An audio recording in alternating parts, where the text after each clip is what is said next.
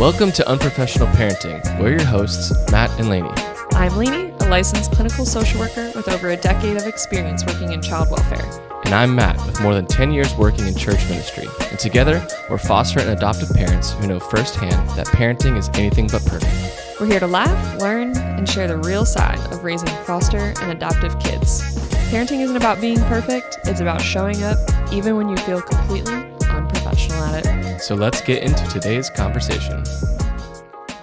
All right, well, we are back. Lainey, how you feeling today? Pretty fine.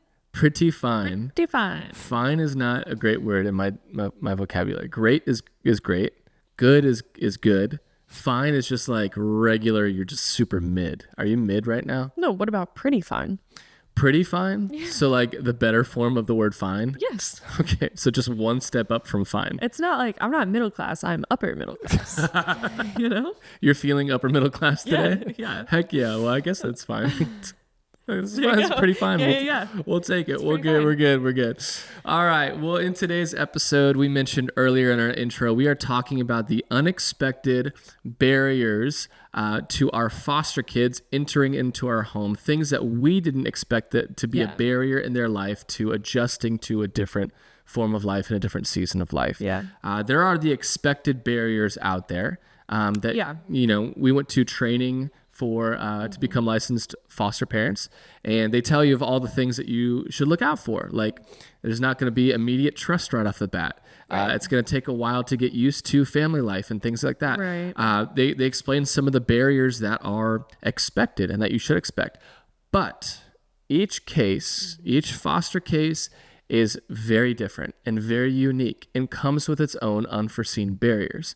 So we're going to talk a little bit today about the barriers that we have faced in our relationship with our foster kids, who are now our adopted kids. Yep. And we're going to talk about some of the ones that we didn't expect, like things that caught us way off guard, that caught us by surprise, and we're like, oh, well, we should probably address that and work on that going forward and form a plan of action from there. Right. So unexpected barriers. It should be a fun episode. I'm excited. Expected. All right. Well, I'm going to share the first one. Please do. The unexpected barrier that we ran into with our foster kids is specifically with one of our foster kids, who's now our adopted daughter, our oldest daughter. And I'm going to tell a little story, and I'm going to talk about the barrier that I think that exists, right? Okay. Story time. Go. Here we go. Get your hot cocoa ready and your blanket, because I'm telling a story. My oldest daughter, our oldest daughter, I love her.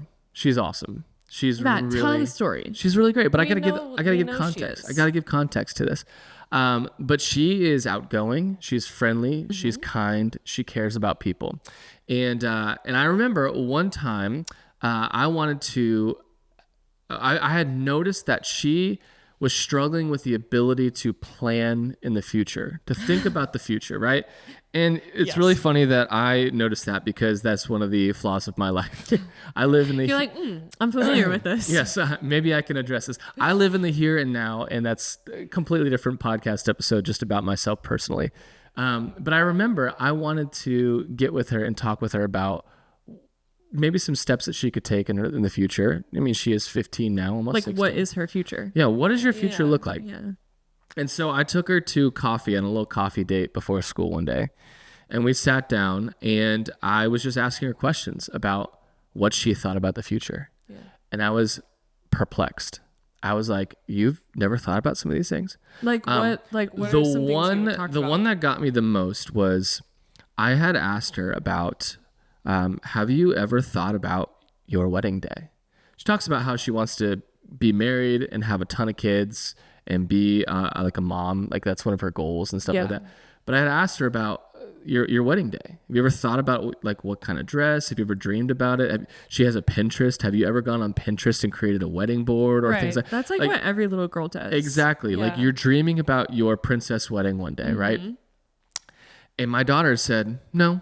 And I was like, can you talk to me about that for a little bit? Because I feel like you're missing something from classic girl childhood here of like, I'm not, I didn't have any sisters, or I'm not a girl myself, but I know that there's a part of the dreaming about the future and wedding and what that looks like for a little girl. And I'm like, you've never thought about that day? You've never thought about like what you want to look like? what you want it to look like. What kind of dress you want? Yeah, the music that's gonna, like the party that's gonna happen. I thought about my there. wedding dress all the time. Yeah, I mean, did you think? Tell me about when you first started talking about or thinking about your wedding day. Oh, I don't even know. I mean, I don't even know like when it started, because I remember playing with Barbies and dressing them up, like Barbie marries Ken. So I always did like little weddings like that. Yeah. And I don't know. I don't even remember when I got a Pinterest, but I've had Wedding board. boards ever since I had a Pinterest. When I got your engagement ring, I literally went to your Pinterest and I was like, let's see what Lainey's into. Right. And then that's where I got it from. Right. But it's one of those things. So I sat down and I had that conversation. She gave that answer and I was perplexed. And I left that conversation and I got home, or I called you and I was like, hey, I think we might have a problem here. I think there might be something going on. Our daughter doesn't know what wedding dress she wants. Exactly. It's like, calm down, Matt. She was like 14 at this time. Right. Like, calm down. She's not getting married anytime soon. But it was a symptom or a circumstance of a deeper issue, an unexpected barrier that exists in her life. It was the inability to dream about her future, to dream. That's like the key word to dream, like to think of the possibilities of what could be for her life, right? And the possibilities of like, what do you want? Right. Yeah. You are in control of the outcome of a lot of these things. What are you striving for? Like, what are you looking forward to? Like, I remember when I was her age and I wanted to be a professional football player, and my whole life was football. Like, I lived, ate, breathed, and drank it, whatever. And so like I called you and I'm like, I don't think that she has the ability to dream for herself. Like, I don't think that she can think about the future. And so you and I talked about that for a while, of why is that a barrier in her life? Well, it goes back to a lot of her upbringing before she came into our home. She was they were in survival mode. Yeah, she was in survival mode every day. They lived in the day-to-day, moment-to-moment of, how am I going to survive? Literally, like, how am I going to get my next meal? How am I going to live through whatever violence is happening right now? Right. How am I going to take care of my siblings who I'm stuck in a hotel room with and my parents are gone? Like, what am I supposed to do? And so for her, it was years and years and years of survival mode that produced in her the inability to think about anything outside that circumstance. Yeah. To think about what could tomorrow hold. Inability kind of sounds like permanent. Maybe the better word is just like her struggle to dream. Yeah. Like, not that she's unable to dream, but that muscle had never been worked out before. Well, as we're even talking about that, maybe even the permission. The permission to be able to dream of like, I can do this now. Yeah. And this is one of the things that I wanted to work on with her. And not that it was like, some major character flaw in her or whatever, but I just saw this and I'm like, I want you to be able to feel the freedom and the trust in your surroundings, in your foundation here in this family, to be able to allow you to think about something other than just the moment. The here and now, yeah. Like you can release the burden that has been dampening down your dreaming ability, and you are released to go and to do these things for yourself, like to think about yourself, to think about your wedding day, to think about your future husband, to think about what you want to do next week with your friends. Like, the structure is in place. We are here to take a lot of the burden that you've been carrying, and we are allowing you to do these things. Right. And so I just wanted to get her to a place where she could feel that. Right. I think we've seen massive changes in that. And a lot of it was not just because I had a conversation with her. A lot of it is just the felt freedom that she has from finality and being in our home. Yeah.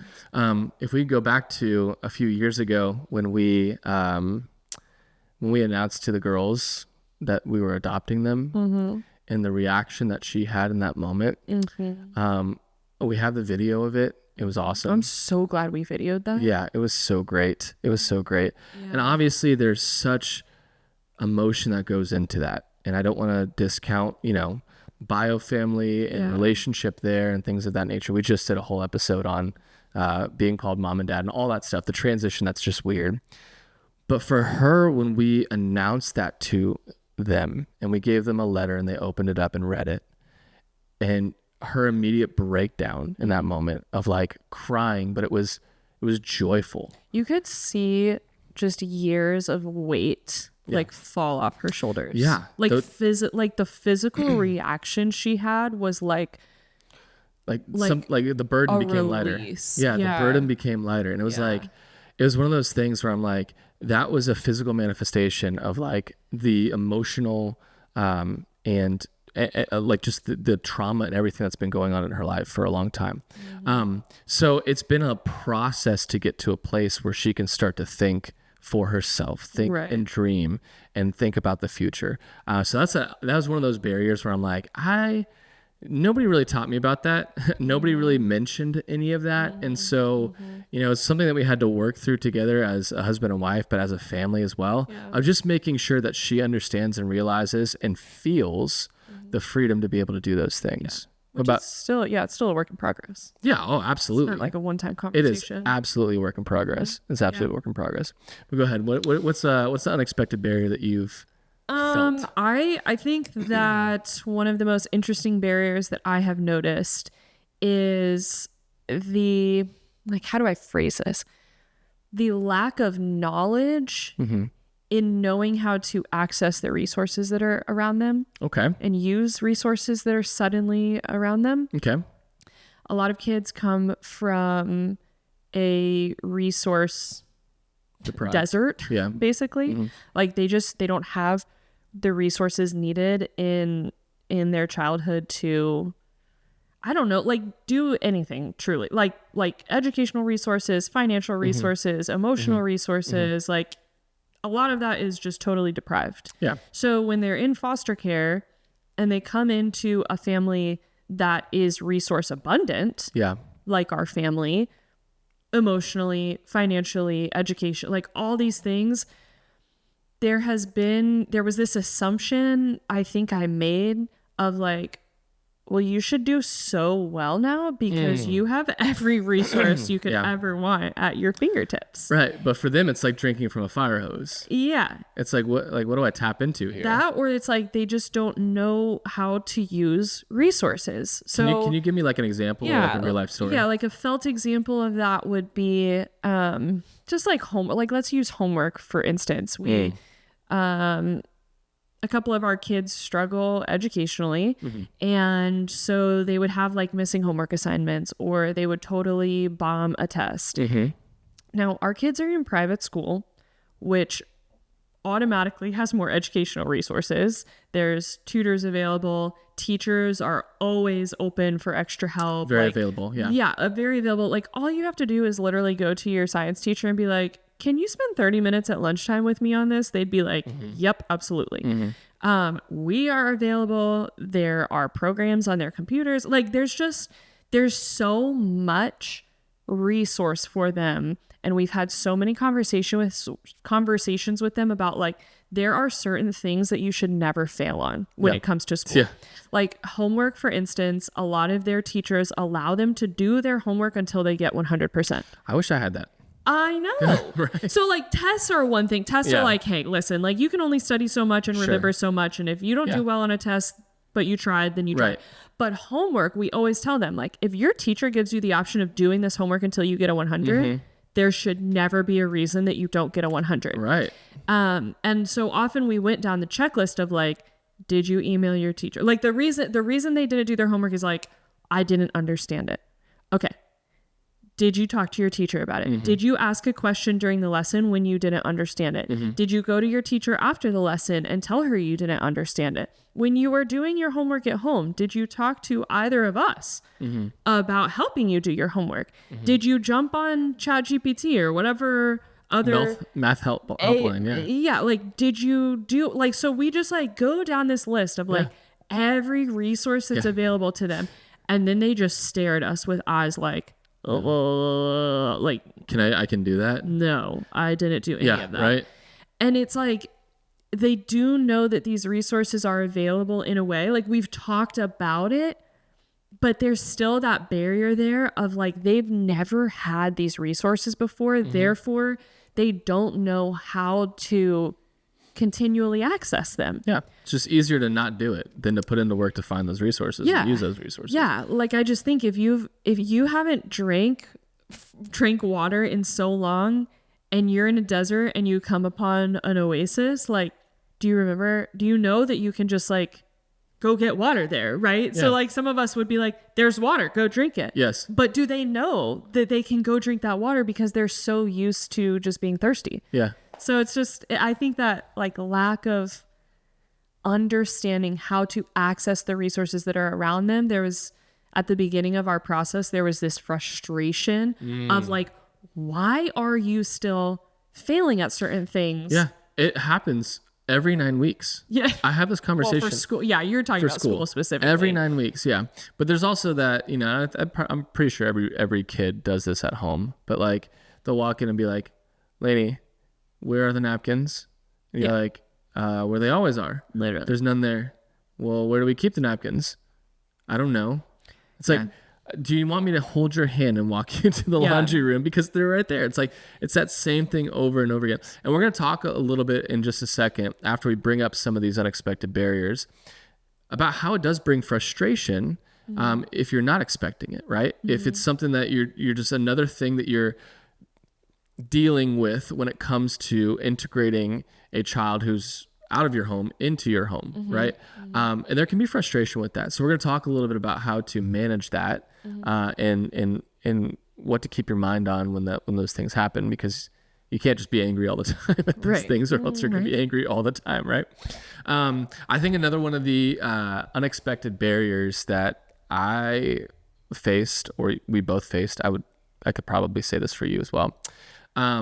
They tell you in licensing that you are foster care is inviting trauma into your home. Yeah. So I was prepared for trauma to come into my home.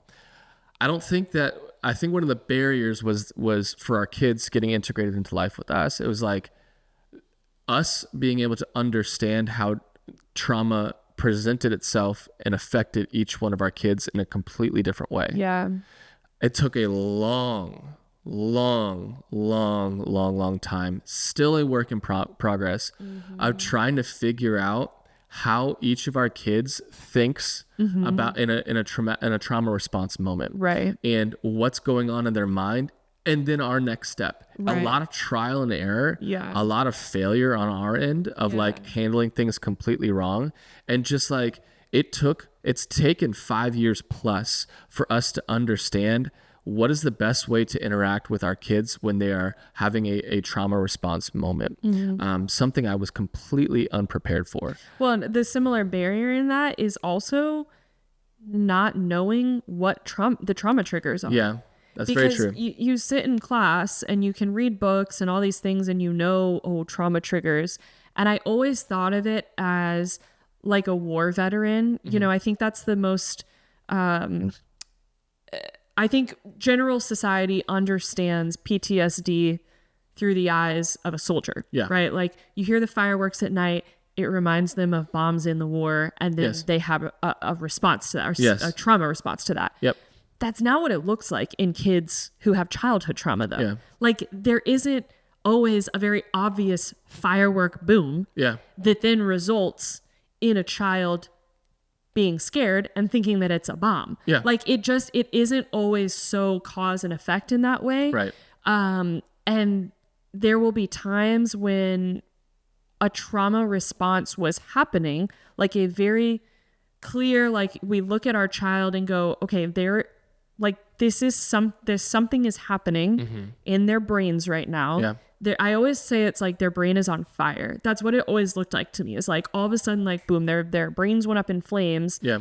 And they don't know how to handle it. We're trying to extinguish it. Yeah. Yeah. And I'm just sitting there like, what just caused this? Right. Like I literally don't know where this just came from. Yeah. Because the goal for us as parents is make sure that those triggers don't keep happening. Right. But if you don't know what the trigger is, then like you don't know how to help a lot of the times. So I think that was an interesting barrier in talking about trauma responses, is like the triggers just aren't always obvious. They're not always consistent. And your child doesn't always know what they are. Yeah. And they, most of the time, they will have a hard time naming it. And verbalizing what's going on. Yeah. Yeah. It's a tough it's a tough process, right? Yeah. And with any barrier or any obstacle that pops up in the way, you get frustrated, right? If I'm driving somewhere from point A to point B and there's traffic along the way, or somebody pulls out in front of me, we get a little upset, a little frustrated, a little heated, and we try to, because it's there. Those barriers exist in relationship. Those barriers are there in integration. I keep using that word integration. I probably don't like that word of a foster kid into a foster home, but those barriers are going to be there. Things that you never prepared yourself for that are going to take a lot of work to maneuver around and get over. So let's talk a little bit about, we've experienced those barriers, the unexpected ones. What is the best way for foster parents out there who face those barriers, or something comes up and it's completely unexpected out of the blue? What's a way to be able to handle those things? And I know it's unique for every barrier and for every child, but what would overarching, if there's like one thing you could point foster parents to, is this? Gosh, it's not going to be specific at all, but the thing that comes to my mind, just make it very broad. Yeah. The thing that comes to my mind is just being so flexible all the time. Yeah. Like, you've got to be able to go with the flow on things.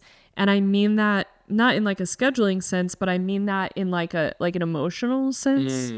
Like, you cannot be emotionally rigid. You can read something in a book, or you can think something about parenting a child with trauma, but you have to be ready for that to change. Yeah. Like, you've got to be open to, maybe I don't understand this right now. Right. Like, maybe my approach isn't the best approach. And just being able to change and adapt and like be a duck. Like, just like truly. What do you mean by that? Like, I think of a duck, like, you're on top of the water, ducks on top of the water, and their feet are going like 1,000 miles a minute. Yeah. But like on top of the water, they're looking chill. Yeah. Like, that's like the type of animal I think I relate to the most through this season. It is like, because in my mind and like behind the scenes, like, my feet are going 1,000 miles a minute, trying to figure things out, analyze things, come up with solutions, like, but on the outside, your children cannot perceive that that's what you're doing. Like, they need to perceive like a calmness and a stability and a, hey, like, we're going to be okay. Like, we've got it together. Yeah. And then I also think of a duck of like letting things run off your back. Like, you just gotta, like, you gotta let things go. Like, when your child is having a hard time, you gotta let it go. Yeah. Can't take it personally. Do you ever struggle with letting things go? Of course I do. Like, I'm not saying I am a duck. You just relate to it. I'm saying that I understand how you should be a duck in these situations. So. Okay. That's great. But there needs to be action that takes place, right? You can't just be a sloth, if we're relating it to animal terms. No, you can't be that. You can't just sit down and hope things get better without taking any action. Also, let's think about giraffes. Do you want Why to be a giraffe? Is it because I have a long neck? Anyway, I love what you said there. I think the flexibility is very, very important. And just like, prepare yourself to be unprepared. Like, yes, you're not going to have all the answers. You said you could read books and articles and stuff. Yeah. There's not enough literature out there in the world to prepare you for every single thing. And something's going to come up where you're like, oh, that was, man, I did not see that coming, but that was. But here we are. Yeah. I also think patience. A lot of the stuff that we've seen, barriers in our children's lives, are things that we're still actively trying to avoid and move around or get past and get over, that were identified years ago. And so we are patiently working. We are trusting in the Lord and asking for his help and praying for our kids of like, man, we really like, we've got to take this one day at a time until we get past this, or we get over it, or our child figures out a way and learns a way to cope with it, or to process through it, or to overcome that on their own power. Right. And so just being patient with our kids is such a big thing. And here's the deal. I will tell you, we've seen some progress with our kids. A ton. We've seen so many of those barriers that we thought like, man, this is going to take a long time to get over. We've seen some of our kids triumph over those things. And those moments are like, yes, a win, a W in the column, a little check mark there. But there's also a lot of L's in the like check marks in the L column as well. Yeah. So yeah, it's walking this tightrope and like holding the tension of having high expectations. I don't think there's anything wrong with like wanting your children and family to succeed in whatever areas of life, but then also not having expectations, like knowing that your expectations most likely will not all be met. Yeah. So it's this balance of like, I want you to shoot for the stars and I expect you to do really well, but then there's grace and patience and like learning that goes on down here when those expectations aren't met. Yeah. And that's that's a tough thing to navigate too. Well, I wish we had a field guide for literally none of this is easy. Foster parents to be able to be like, when this happens in the home, go follow this pathway. Yeah, the field guide this is really difficult. Yeah, it's real life learning and like you're like on the job learning. Yeah, it's crazy, but it's good. It's so good when you see the Lord work, man, it's so worth it. And just be reminded of your why. We say that all the time. Yeah. Be reminded of your why. It's more than just trying to help a kid do better in school and remember things and dream about their future. Like you are helping a child to see their identity, or trying to recognize their identity, and that they have a future, and that they're important. They're important and they have value. They have value. So listen, man, those barriers are going to pop up. Those obstacles are going to present themselves, and it's unique in every kid. It's unique in every foster home. If you're a foster parent out there and you're feeling it right now, we encourage you to just stay strong, be flexible, be patient, and you got this. We believe in you. Look at that encouragement. Yeah, how about that, right? Yeah, you got this. So it's like the cat that's hanging on by his, it's one paw, and it's just like the hang in there poster. You know what I'm saying? Like you got, so hang in there. Good. Maybe we'll get one for back here. Yeah, we'll you're doing really good. Little hang in there poster. Some great encouragement. But thank you for listening to this episode of the Unprofessional Parenting Podcast. If you like conversations like this from two foster and adoptive parents who are trying to figure out things along the way, just as you are, we encourage you to like and subscribe to our stuff, share our stuff on your socials, share our stuff with your foster and adoptive friends as well. This has been Matt and Lainey, and we will catch you on the next episode of the Unprofessional Parenting Podcast. Have a good one.